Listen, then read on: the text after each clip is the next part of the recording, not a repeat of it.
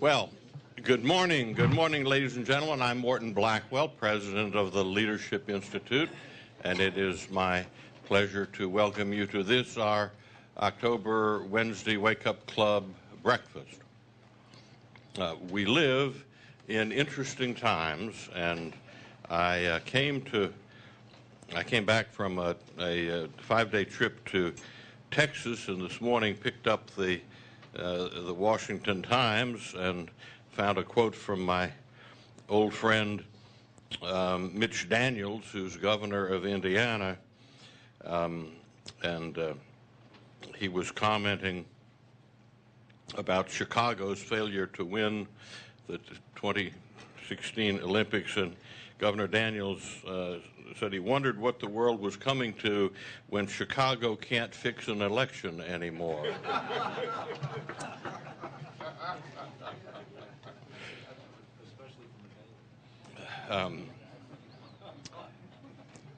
In 2009, the Institute has already trained 5,737 students in 139 of our 41 types of schools. And since 1979, Leadership Institute has trained more than 75,900 people, most of them students. And you have before you on the tables a yellow or goldenrod sheet, which gives you our current 2009 school schedule. There will be others scheduled. That's just the ones that are currently scheduled for the end of the year. And I ask you that you take a moment to review them and consider attending one of these schools or sending a friend. And now it's my pleasure to introduce to you Brad Tidwell, who will offer an invocation and lead us in the Pledge of Allegiance. Brad is currently a campus services coordinator here at the Institute. He works with students in Virginia, West Virginia, D.C., and Maryland. Before coming to us at the Institute, Brad worked as an intern in the e-campaign division of the Republican National Committee. He graduated from Tulane University with a BA in political science. Brad? And is Brad here? Well, this is a first.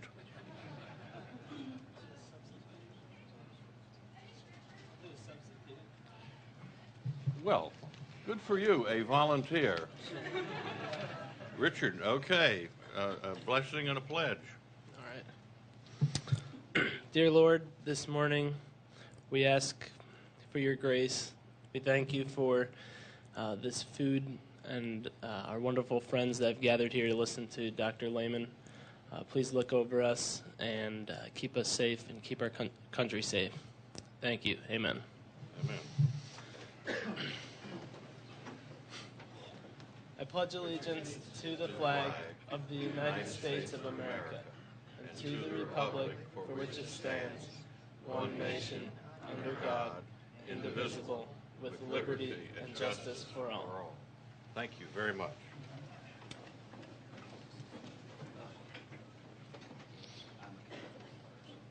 And I now present to you Patricia Simpson, who's going to give a brief report on the Institute's programs. Patricia is a grassroots coordinator at the Leadership Institute. She is responsible for identifying, recruiting, and training conservative leaders and activists around the country.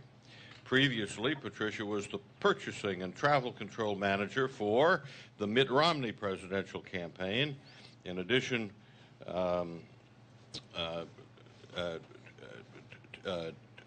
to her roles there, she coordinated grassroots ground operations during the Iowa straw poll, the Iowa caucus, and the New Hampshire primary. She was raised in Rome, New York, and graduated from the State University of New York with a BS in political science and communications. A BS in political science. I guess if they call it political science, they can give you a BS degree.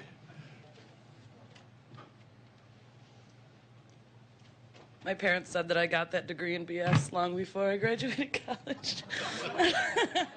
Just kidding. The grassroots department has had a very busy month. In the past 30 days, we have taught 640 students in 4 different states and the District of Columbia.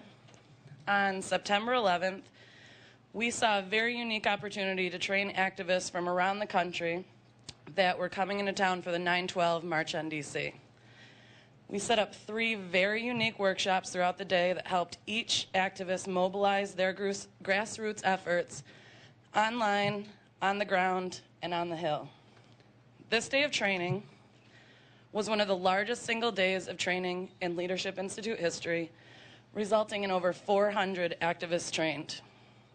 We also had the opportunity to hold a 2-day campaign school at Liberty University in Lynchburg, Virginia, that taught over 100 college students how to be a winning force on their next campaign. We've been holding this school for the past 6 semesters and have already been invited back for the spring semester at Liberty. We've worked with FreedomWorks, Civitas, and Americans for Prosperity, and have started a dialogue with Tea Party organizers around the country to line up trainings for the future. That is the programs report. Thank you, Morton. Thank you.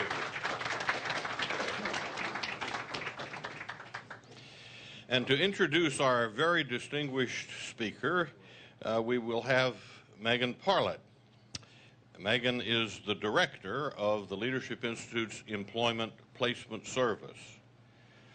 She works to connect talented conservatives with jobs in conservative public policy.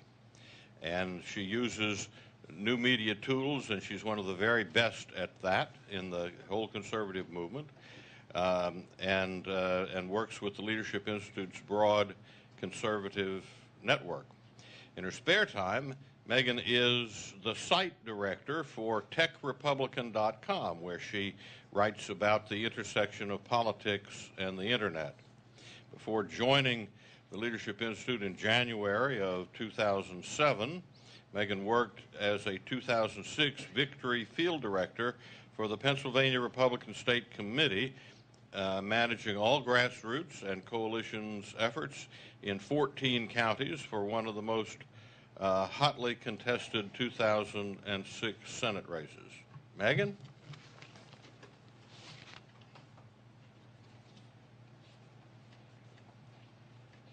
Thank you, Morton. It's my pleasure to introduce Dr. John Lehman this morning. Dr. Lehman is a founding partner of the firm J.F. Lehman & Company. Before forming J.F. Lehman, he spent 3 years as a managing director in corporate finance at Payne Weber Incorporated, where he led the firm's aerospace and defense advisory practice. From 1981 to 1987, Dr. Lehman served as Secretary of the United States Navy. As the Chief Executive of the U.S. Navy, Dr. Lehman was responsible for the management of 1.2 million people, an annual budget of approximately $100 billion, and total assets equivalent to those of the 7 largest Fortune 500 corporations combined. Everyone, please welcome Dr. John Lehman.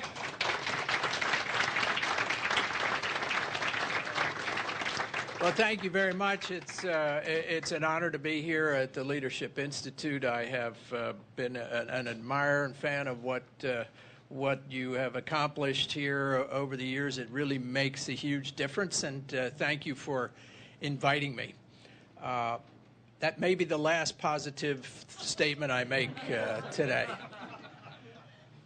I've been asked to talk about the state of our current defenses, and that's what I'm going to do. But I want to keep it as informal as possible, and I really, honestly, want to hear from you, because this is a very, very critical time in our history, and our defenses are not up to what we are facing in the world, and we certainly need good ideas, and I'm delighted to see so many people that I know have been involved over the years, and so many younger people that are getting excited about getting involved.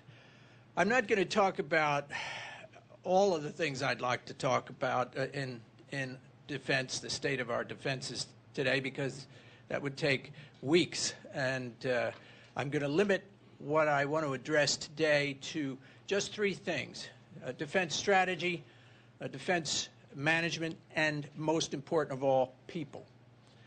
And that is really those three areas are the areas of our largest crisis, I believe, today.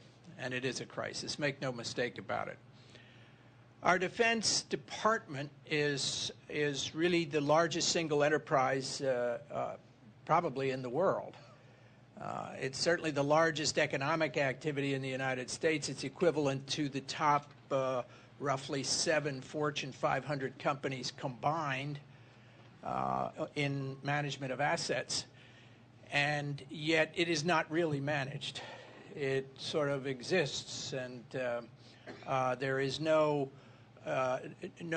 direct line accountability or authority that runs through it. It runs on a centralized Soviet-style Gosplan model with everything centralized at the center, but it doesn't really exist that way. It's more like the Wizard of Oz, because there are maybe 280 independent economic entities that are not really under the line authority, but they, on paper, are. So every time Congress sets about reforming the Pentagon, all they do is really redraw this imaginary organization chart. But I can assure you that the Navy Torpedo Division does not respond to the Secretary of Defense, because those lines of authority and direction and accountability that those of us in the business world are used to just don't exist. So, but I'm not talking about how to reform that, because it's essentially unreformable. The system, by consolidating everything, we now have everybody in charge of everything, and so nobody's in charge. But that's not my subject today. I'm a firm believer that good people, a critical mass of good people, can make any idiotic system work. And that is the biggest crisis we have today. We are not attracting and holding a critical mass of first-rate people. And that's why what you're doing here is so important. Because, you know, as we often quote Edmund Burke, that all that is needed for evil to triumph is for good people to do nothing. If we get a critical mass of good people, we can accomplish whatever needs to be accomplished in the first and foremost responsibility of government, which is providing for the common defense. Let's talk about people. It's not that we're not attracting people. In fact, that's the problem. We've been attracting and building into our defense structure far too many people. We've allowed the bureaucracy to grow to such an extent that that common sense and line management cannot exist. Give you just one example. In World War II, we built 1,000 ships a year. 1,000 ships a year. We ended the war with 108 aircraft carriers, a 5,000 ship Navy. And as anybody has been aboard many of the memorial ships, like the battleships and so forth that are scattered around the country, they were real ships. They were not, this doesn't even count all the Higgins boats and the small amphibious ships and so forth. We built that 1,000 ships a year with a bureaucracy then called BU Ships, now called NAVC, of 1,000 people. 1,000 people. Good many of them were MIT engineers. There's been a long-standing, really going back to Teddy Roosevelt's time, relationship with MIT, training the elite EDO Corps in the Navy, the Engineering Duty Officer Corps. And these were first-rate people, the best the country had, with the best technical qualifications and skill sets and management abilities. When I became secretary, that had grown to 4,000 people. And we built 28 ships a year, average during the 6 years I was Secretary of the Navy. Today, for the last 3 years, we've averaged 4 ships a year, but the bureaucracy in NAVSEA has grown to 25,000 people for 4 ships. So, and that is not unique by any means. This is the phenomenon that has now, I think, paralyzed our ability to defend ourselves. And a symptom of that is what we see and read about and just cluck, cluck, and shake our heads with the out-of-control procurement process that we have. Every one of the major programs is overrunning the budget by nearly 20% a year. And we are, you know, I was in my early days in Washington very much involved in the struggles, and they were bitter struggles over arms control and the SALT treaties and what many feared was making far too many concessions to the Russians and giving them advantages in numbers of ICBMs and backfire bombers and so forth. These were the struggles of the day. Well, never would I have imagined in those days that we would have been disarming at the rate we are disarming today without a treaty. I sat in the meeting as a member of the DRB, the Defense Resources Board, which is sort of the board of directors or the management, the executive committee for the Pentagon at the time. It's got a different name now. When we started the F-22 program, 1983. It was 24 years before we fielded the first squadron of the F-22. We had, in constant dollars, allocated $3 billion of non-recurring costs. Instead of $3 billion, it ended up being somewhere between 30 and 40 billion for the non-recurring before we got the first airplane. Now, just to give you a rough measure here, I looked up John McCain's A4E airplane that he got shot down in, and it cost the taxpayer $870,000. Now, using the CPI, since he was shot, since they bought that airplane, since the contract date, inflation has risen by 705%. So that 870,000 would be 6 million today. Now, it's been replaced by the F-18. And I've flown both airplanes, and I know the capabilities of both airplanes. The A4 has a longer range, flies roughly the same speed without afterburner, and carries roughly the same, actually a larger payload. The F-18 that we're buying today, of course, has more electronics and more automation, and so it's not an apples-to-apples comparison by any means. So suppose you trebled the cost by including in the A4 airframe the new radars, the new ECM gear, and the new, more modern technology engines and so forth. Treble it, so it's 18 million. For the F-18 flyaway today, we're paying 90 million. And we're therefore now in a crisis, and the new budget reduces one aircraft carrier with the projection to reduce another one next year because we don't have enough airplanes to put on the decks, let alone have the money to run the ships around. The F-22, we approved that program for a minimum force of 650 jets to replace the F-15s. Instead, because the cost has gone, cost is $350 million a copy, or if you take the more conservative numbers of just straight flyaway, 190 million a copy. So we're only able to buy 187. And we didn't even sign a treaty with the Russians. We're disarming. Believe me, we're disarming at every level because we have lost total control of the ability to make common sense decisions in procuring and building weapons systems.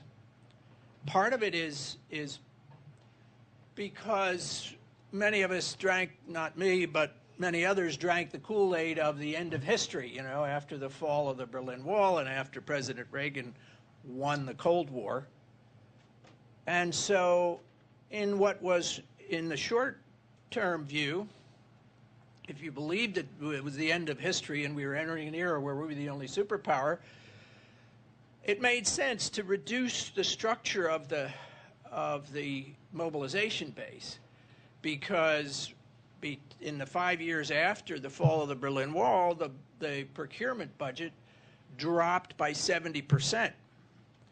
And as a result, the Pentagon, Bill Perry, the Secretary of Defense, had what in defense circles, or it was known as the Last Supper, where he convened all of the prime contractors. At the time, there were 50-some prime contractors that the Navy dealt with. Most things in the Reagan-Bush years were dual source, because Reagan was a total believer, as Cap Weinberger and all of those of us in the service secretaries, firm believer in competition. You have to have competitive procurement, not just a beauty contest to pick a winner of a 50-year monopoly, but annual competition for missiles, for ships, for all of the weapon systems that go with it. That practically can be done. Now, if you're only building an aircraft carrier every 3 years, you can't have dual sources, but there are other ways to deal with that. The main thing is it's a philosophy of management that, not by central planning, Gosplan Soviet style, where you don't want competition, but understanding and accepting human failings and human behavior. You need the spur of competition for innovation. When you try running a mile race alone and then do it with several people competing to win. Only in Washington would anyone even have to defend competition in economic enterprise. Outside of this beltway, it's just the way the world is. It's not something that you have to explain to people. But here, the bureaucracy is totally opposed to, in its culture, to competition. It's twice as hard. You can't go home at 5 o'clock. There's struggles, arm wrestlings, gaming, and all of the things that we in the private sector live with as a fact of life. Doesn't exist in the Pentagon procurement system. So we've been putting more and more in at the top since it was recognized that maybe history didn't end. Defense budgets have been increasing significantly, and we're getting less and less and less out the other end, which is what the whole purpose is. And I have great disagreements with many of my conservative friends on the Hill who are using all their chips and political influence to increase the defense budget, as if pouring money in at the top is somehow going to get more out at the bottom. It doesn't work that way. It doesn't work that way. So we've got a real problem. And until we recognize it, then we're going to get weaker and weaker and weaker. And part of the problem of the bloat is that it is like Gresham's law, driving out the good. Mediocrity.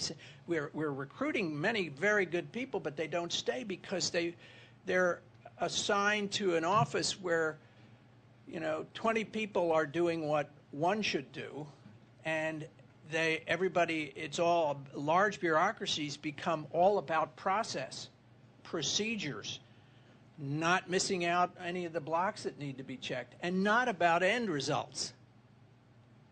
And so good people, some of them give up and just become part of the process, and others, the people who are in government for the right reason, which is to change things, not to be somebody, but to change things, then they leave, because the ability to, if you have to come to work every day and see common sense frustrated and ignored, not by bad people, but by a system that just paralyzes the ability to apply the American virtues of innovation and thrift and hard work. And so we are really at a crisis stage. Now, in the military, let me shift to another dimension of the people problem that is becoming a very severe budgetary problem. When I started in the Navy, we still used C rations, and we got our box complete with 2 boxes of cigarettes and everything else, and it cost whenever we deployed anywhere, that's what we ate. And sometimes it was a field kitchen. You'd go to Diego Garcia, and they'd set up a field kitchen, but it was really expeditionary and very austere. Those C rations cost $2. I'm trying to talk in constant dollars. Cost $2 a piece, and there were a lot of calories in addition to the cigarettes in there. And then we shifted to MREs because the bureaucracy did huge studies and analyses and decided that meals ready to eat were the way to go. We went from $2 a meal to $35 a meal. And suddenly we had an attrition rate of like 20% because the rats were getting into all of the depots and eating right into the plastic and paper packaging, whereas C rations were in cans, so you didn't have any attrition. So I'm not, these sound like nits, but they're just little pieces of the larger process that is going on. Today, we have guaranteed our troops in Iraq and Afghanistan a lobster and a steak meal every week. That's a commitment to them. So we are paying, we have designed, built, and send over at enormous expense, often flying them, these containerized field kitchens. But of course, and they cost $500,000 a piece, and they only last a few months because the sand and there's no maintenance crews or anything. So instead of the $2 the $2 C ration, we are giving the troops, and I'm the last one to say that going to Iraq and Afghanistan deploying should be any more difficult than it already is for our heroes that have to go over there. But we have to realize that this comes at a cost. If you are going to guarantee your troops in the field steak dinners every night and support that, you have to be willing to pay for it. And again, the cost per meal has gone totally out of sight, because that's what we built into the system for deploying now, because the bureaucracy has taken over. And so as a result, the services have to budget for $100,000 a soldier, sailor, Marine every year. $100,000, because they are required to, not only are they being paid much more in the all-volunteer force, as they should be, but they have to accrue for pension, they have to accrue for medical, and so that is what is currently being palmed in the Pentagon today, $100,000 an enlisted new recruit. And now we've decided that we're going to increase the size of the Army and the Marine Corps by 90,000 people at $100,000 additional, with no increase in the defense budget, by the way. Now, we're already spending $65 billion a year this year for medical costs for active and retired military, $65 billion. So, again, we are unilaterally disarming at a very rapid rate. So, what does this mean for our strategy? We have, as you know, a new phenomenon of Islamist terrorism in the world that is a whole new kind of challenge, not national-based. It's really a result of decades and decades of our ignoring the problems and forgetting that ideas have consequences. And when you couple a millennia-old tradition of a small minority of Islam for jihad, the most extremist, Salafist kind of interpretation of Islam, which has always been a tiny minority and never been, it's been a nuisance for various regimes over the centuries. And then suddenly they find oil under that small extremist sect's geography, and they get hooked up to a huge Niagara of money. And now we are faced with a worldwide network of schools and mosques preaching jihad, which we as a nation fail to recognize. This has never, in any administration, been even raised with Saudi Arabia. Never even mentioned, because there are, as President Bush said, our eternal friends. So why would you raise that? You don't want to hurt their feelings. And we ignore it, and we do nothing about it. It would take one day, the cost of one day's operations in Afghanistan, including logistics, to put beside every Saudi Islamist school in Indonesia, Malaysia, Pakistan, a secular school. And these governments want the alternative to indoctrination. But today, in most areas of the Islamic world, if you want your child to learn to read and write, you have to send him to a Saudi school to get jihad along with ABCs. And we're not doing anything. Have you heard any president talk about this? So, you know, I wish I could blame all this on the present administration, and if I had a drink or two, I would. But the reality is, this is a problem. These problems I'm describing are not the result of decisions taken by this administration. This administration is pursuing policies that exacerbate and continue this disastrous path in all of these areas, but we can't yet blame it all on them.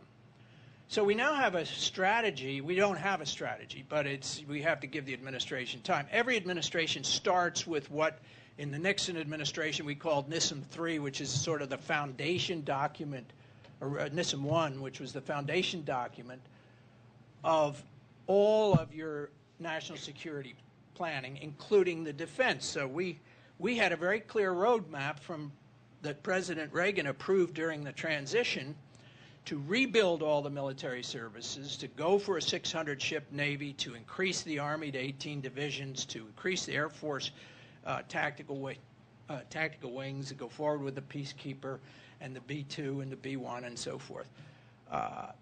And it all hung together. It was a rational view of the world, what we had to do to win the Cold War, and then what you needed in terms of resources, and then how do you get those resources and afford to carry them out on a reasonable budget, and then put the money where the mouth is. That's what happened in the Reagan years.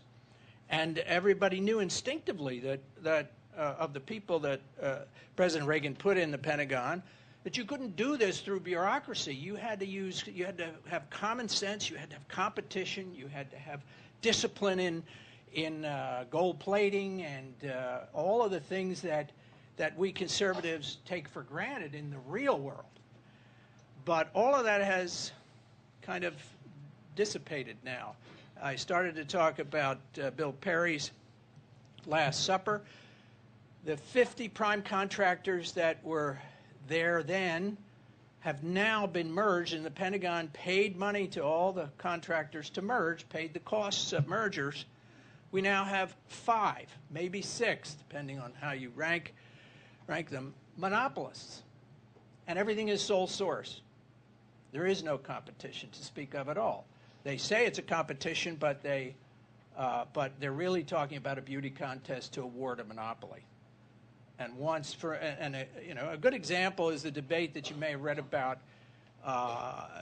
President Obama has threatened to veto the defense bill if the Congress insists on competition in the fighter engines. It sounds like a nitpicky issue, but one of the big successes of the many competition successes in the Reagan years was when, and I could talk a lot about the Navy successes, but to show I'm not a solipsist, I'll talk about the Air Force. The Air Force, Vern Orr, who was the secretary, got so fed up with the cost overruns and the enormous escalation for the fighter, the sole source fighter engine from Pratt & Whitney for the F-16 and the F-15, that he insisted and convinced Cap Weinberger and all of us in the DRB to pay for the design and qualification, or really adaptation of the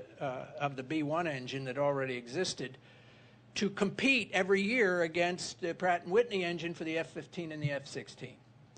And all the bureaucrats said, "Oh my God, you can't do that. You know, we can plan the costs better than any competition. You can't really do any competition." So, anyway, Reagan supported it. We qualified GE. They competed every year, and by the second year of competition, the costs of those engines had plummeted 20%.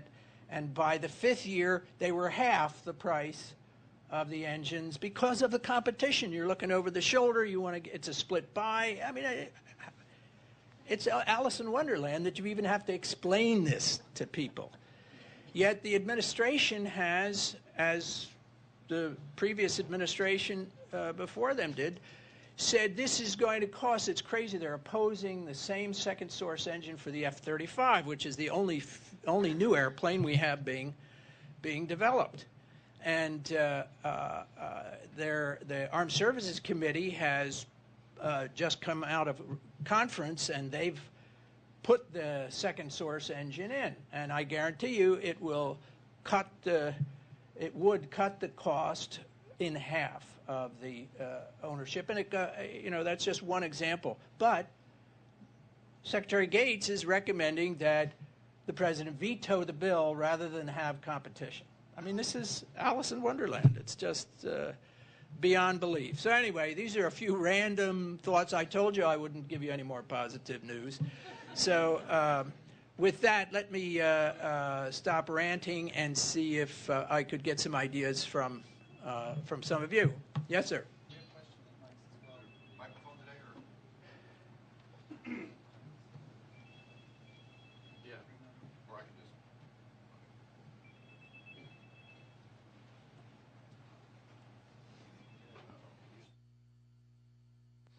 Hello. Oh, there we go. Good morning, Howard Wooldridge. Today we are the greatest debtor nation in the world, 12 trillion in the hole, and a structural deficit of $1 trillion. On 9/11, the weapon of choice was box cutters.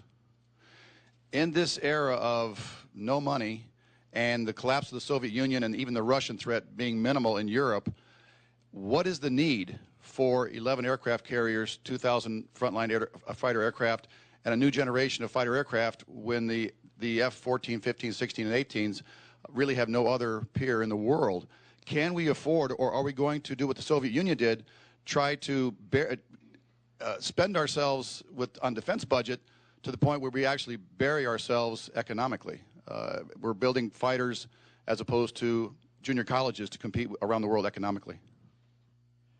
Well, I agree completely with the sentiment, but it's just another way of looking at the issue we have. I mean, Do we need aircraft carriers if we're not going to pursue a global strategy of defending our interests in the Straits of Malacca or wherever? No. And unfortunately, you see, this is why it's so hard to get people's attention on this, because the problem, we've allowed the problem to get so enormous. There is no simple solution like there was in Reagan's day. It was a major challenge to change course. We've got to rebuild the Army. We've got to rebuild the Navy. We've got to rebuild the respect and compensation for the service members, blah, blah, blah. But it was clear. There was four corners you could put around what needed to be done.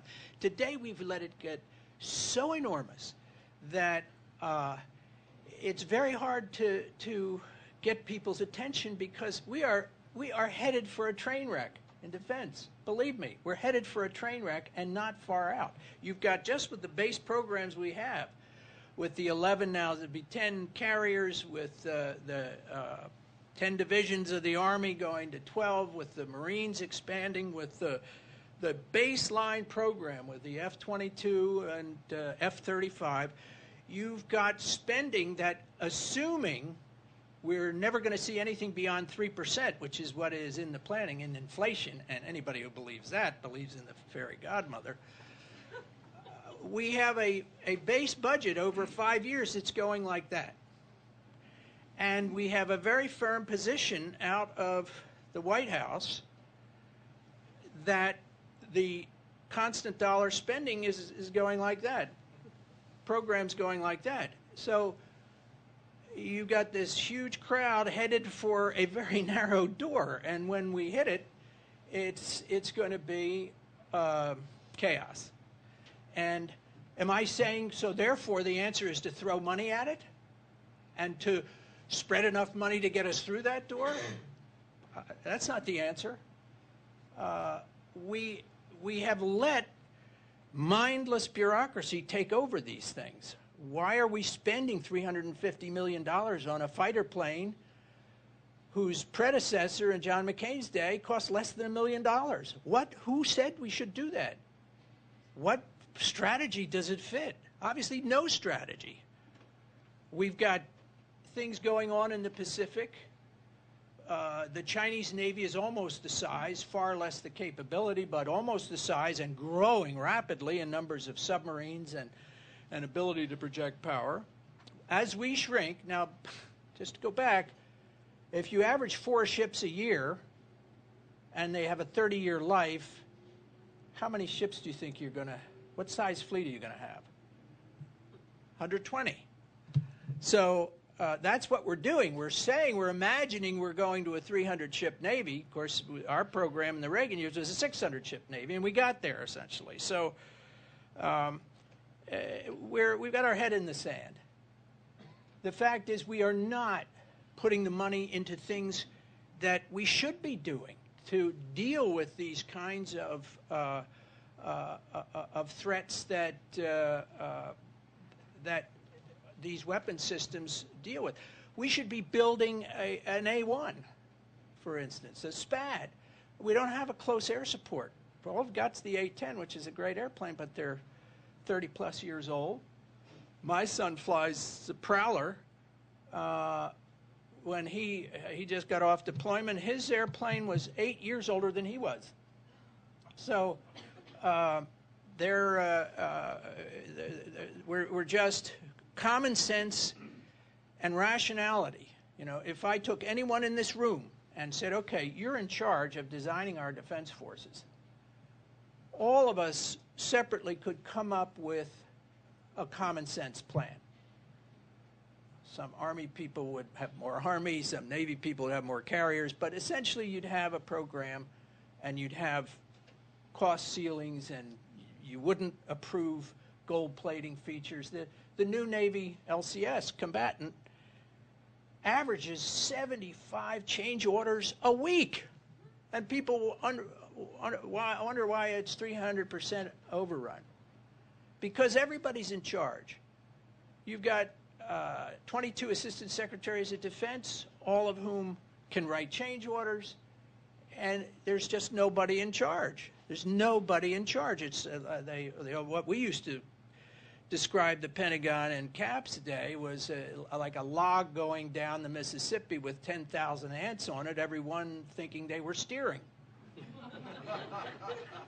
And it's gotten worse, a lot worse since then. So I agree with you. Yes, sir.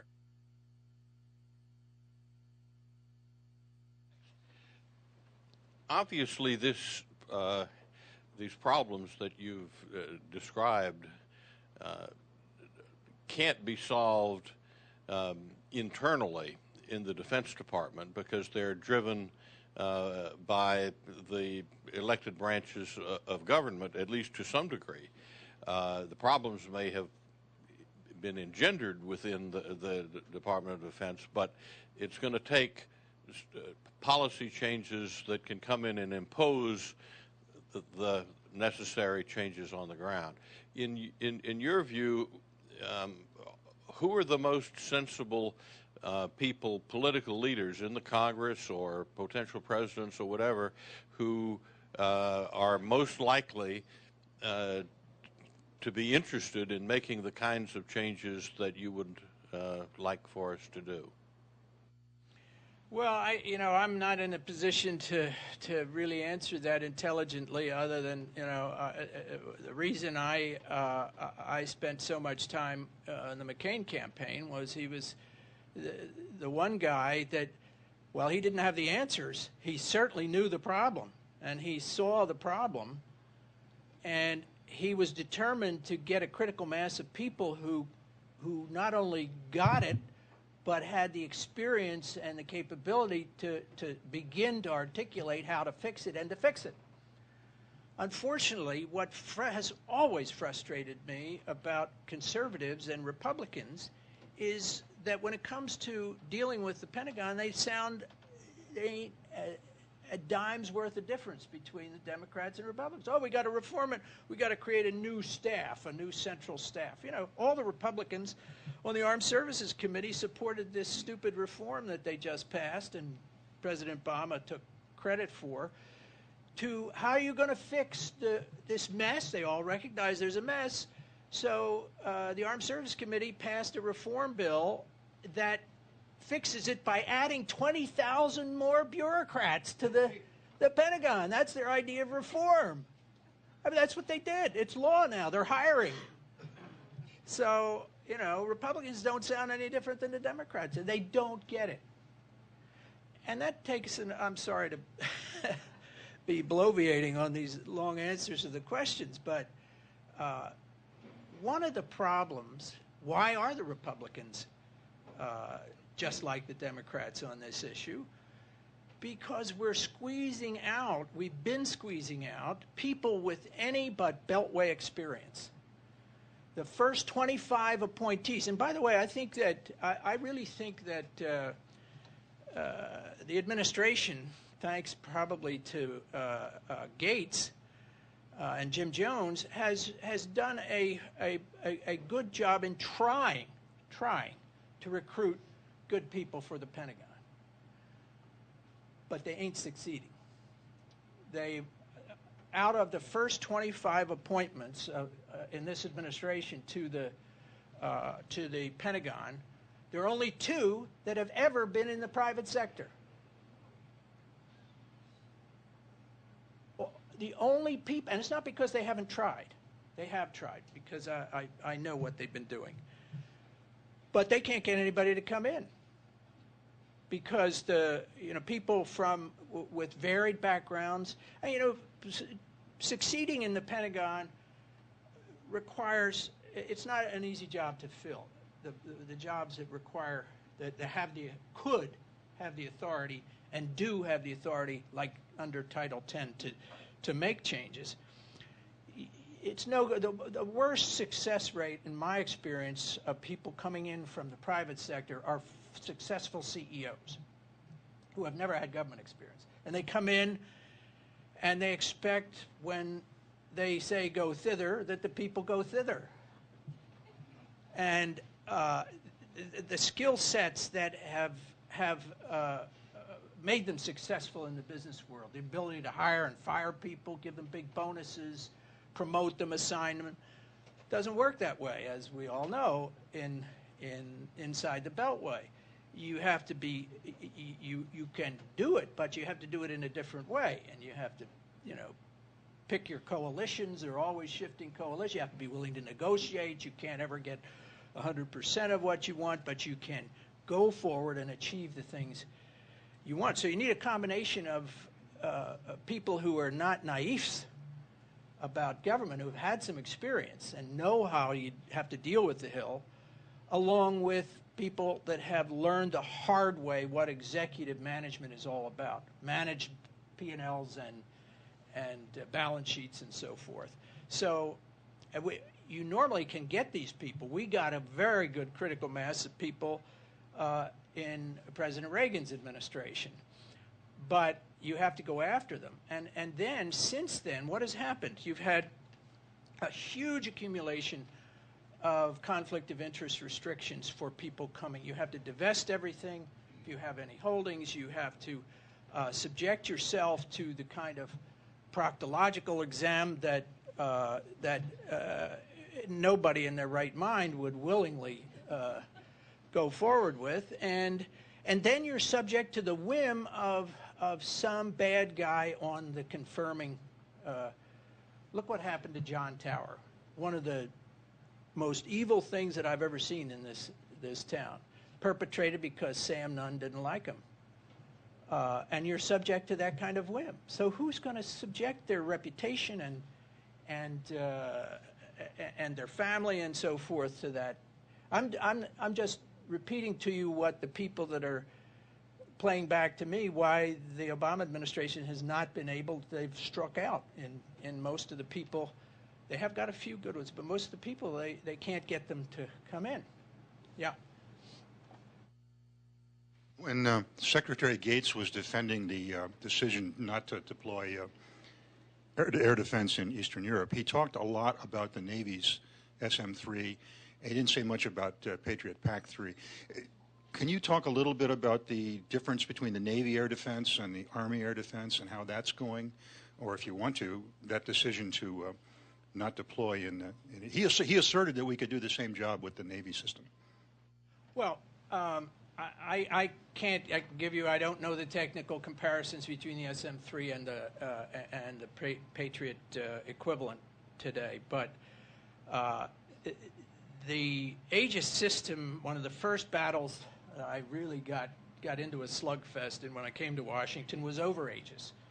When I worked for Kissinger and the Arms Control Agency had taken a firm position and the State Department had taken it up that we had to descope Aegis because it was in violation of the SALT I agreement.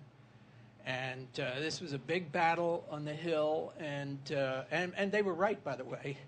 The Aegis system did then and has now a power aperture that was prohibited by the SALT I agreement, and thank God it did. And Kissinger saw that, and basically he gave me the assignment, stop this. We got to have the Aegis. And that was before most of the people in this room were born. So it's ancient history. But the Aegis program has evolved. It's been a great program. It has ABM capability, ballistic missile capability. The missile itself, the SM-3 fits because the Reagan program demanded competition in the Aegis cruisers and destroyers. So we had to make a deal with John Stennis, who had the grip on the sole source Pascagoula, to allow us to bring Bath Iron Works in so we could get competition. And as a result, we now have almost 100 Aegis destroyers and cruisers thanks to competition, because it ended up, the end cost ended up about half what had been projected when it was sole source. So we now have this huge fleet of ABM radars out there with vertical launch, a great innovation by Martin Marietta at the time, which every cruiser can carry 120 interceptor missiles. So you've got a formidable capability there, and it's a capability against the generation of Iranian, North Korean kinds of threats. It does not have, the radar does, but the missile does not have the kinetics for a high beta MIRV type challenge. I think the decision in the Bush administration to put those missiles in Poland and Czechoslovakia was a huge mistake. They never should have done it. It was unnecessary. It was just poking the Russians in the eye needlessly and giving the old Soviet sympathizers great fuel at almost no real military advantage. But having done that and having sucked our strongest allies in New Europe into committing their political careers to defending it and the pressures from the Russians against them, now we pull the rug right out from under them with no concessions from the Russians or anything else. It's stupid. But I think that Aegis can deal with the Iranian threat. The beauty of Aegis as a ballistic missile defense is you can move it anywhere in the world at any time. And so, you know, the outcome militarily is the right outcome for the time being, not for the long term, because we're going to have land-based systems eventually, but at great political cost. Anybody on this side of the room? Yes. Oh, thank you. What do you think about the statement, I believe, yesterday with the United Arab Emirates, the states, saying that they will not be accepting American currency, along with China, Japan, etc., for oil? Yeah, that's rumor. It's big news, particularly in the blogosphere, and it's a straw in the wind. But it's not as radical as that. Just like as a Wall Street person, I think all of you would be ill-advised to put all of your assets into dollar-denominated investments, because we are printing money at such a rate. There's no question. I mean, we're, you know, devaluing the currency is another form of rapid inflation, and the collapse of the dollar is inflation. We already have significant inflation, like 15% devaluation of the dollar since March, and it's going to continue because you can't run printing presses and just make money out of thin air and not have it affect the value of your currency. So as we continue this, certainly the dollar's role as the world's reserve currency is going to disappear, because nobody in their right mind would put all their money into dollars. It's going to make a much, but not to say there is any other currency that could take its place. The renminbi is certainly not the answer, or the yen, or anything else. So what they're talking about, and it is very actively under consideration, is creating a basket of currencies that would give you the protection of large numbers, as some devalue and some revalue, like the Swiss franc and so forth. So the days, if we continue on the present course, the dollar will not be a reserve currency within 2 or 3 years at most, in my judgment. You have another question? First of all, I want to say thank you for your service. And as a young seaman recruit in 1982, I served in your Navy and was very proud to do so. I have a friend who is at the Academy right now, and this past summer was on I won't say a ship and I won't say a port, but I will say a friendly port, a relatively modern frigate, and they were stuck for 3 weeks and couldn't leave because they couldn't get repairs done. And this is happening right now. So, you know, that convergence of all these things coming together, it's showing its symptoms. And, you know, you're talking about the Aegis class, you know, ships that, and some of those are getting stuck for simple and mundane things. Is there any kind of possible quick fix? And Morton talks about people are policy, and we know that true. And we're sounding the alarms. Is there anything that we can do to help alleviate this problem? And I realize addressing it is part of it. Thank you. Well, you're right. You're putting your finger on what always happens in these kinds of circumstances where the operational commitments in the Middle East and much less elsewhere in the world, and the money available doesn't nearly match up. So what happens is what is known as deferred maintenance, and that's on everything. You know, in the Army it's called reset, but all of the equipment that we've been running hard and putting up wet is there's no money for the overhauls. You get a backlog of overhauls. You get a backlog of SIDLMs for aircraft because you're just eating them up and you don't have money to repair them. So it's, and then morale, you know, that is the most pernicious thing, even more than pay, is the frustration that people have in the services when they can't do the job they were trained to do, when they're on ships that are breaking down all the time, when they can't keep them clean because they can't buy the solvents, all of that kind of stuff. It's a pernicious, and we are right where we were today, where we were during the Carter years, where there's no money for any of those things, and morale, recruiting, etc. Thank God for the military that the economy is in tough shape. That's the only thing keeping recruiting and retention where it is. Well, I wish I could think of a positive thing to say. The fact that you're all here is positive. So thank you, and thank you for your attention. Morton, thank you. Well, we really appreciate your coming. We learned a lot, and obviously there's a lot of work to be done. John, it's a token of our appreciation.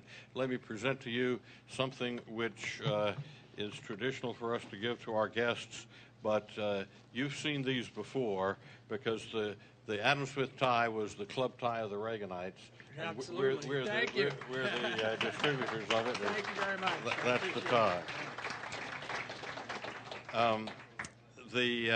Anybody here who is interested in getting an Adam Smith tie or Adam Smith scarf or other Adam Smith paraphernalia, of which the Leadership Institute is the sole distributor in the United States, please see Kathy Graham, my assistant. I want to invite you to join us on Wednesday, November 4th. Our next Wednesday Wake Up Club speaker will be Chairman of the American Conservative Union, David Keene. Anybody interested in a tour today of the Leadership Institute should come up here at to the lectern, and Whitney Pankey, who's one of our development officers, will be leading a tour. Whitney, where are you? There she is. Come on, work your way up here, Whitney. And finally, I want to say this is a very special week for one of the Leadership Institute's most dedicated supporters. And I'm happy to tell you that our friend who is so loyal here and coming to all these breakfasts, Carol George, turned 90 years old this week. And there you go, Carol. And I invite you to join us for ice cream and cake to celebrate his day. And cake and ice cream will be served now back in the buffet line. So thank you all for coming.